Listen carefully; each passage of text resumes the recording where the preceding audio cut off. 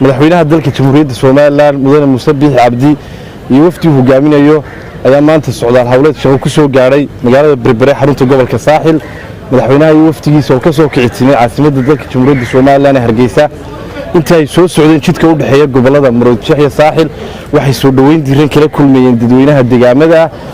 oo madaxweynaha iyo wafdigooda ku qaabilayay farxad iyo reyn madaxweynaha iyo wafdigiisu markii ay soo gaareen magaalada Berbera ee xarunta gobolka Saaxil waxa si ballaaran ugu soo dhaweeyay maamulka gobolka ka degmada Berbera iyo bulshooyinka reer Berbera oo aan u kala harin soo dhaweynta madaxweynaha iyadoo ay xilli kulul ay muujinayeen jacaylka iyo wanaaga iyo kalsoonida ay ku qabaan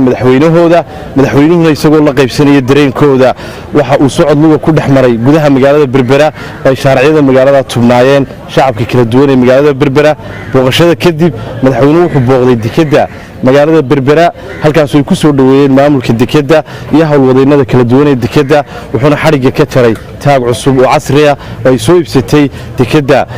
Berbera ee dalka jamhuuriyadda Soomaaliland madaxweynaha iyo wafdigiisu waxay kormeereen dhismaha dekedda cusub oo shaqadeedu ay si xawliya halkaas uga socoto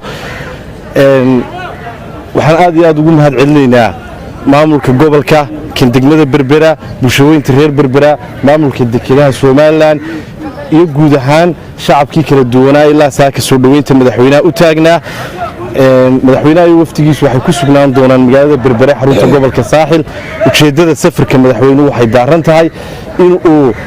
xogogaal u noqdo xaaladda guud ee gobolada iyo degmooyinka dalka inuu dardar geliyo shaqooyinka kala duwan ee ka soconaya gobolada iyo degmooyinka dalka isla markaana inuu xaqiijiyo oo kormeero mashaariicda horumarineed ee gobolada iyo degmooyinka aad iyo aad baa u mahadsantihiin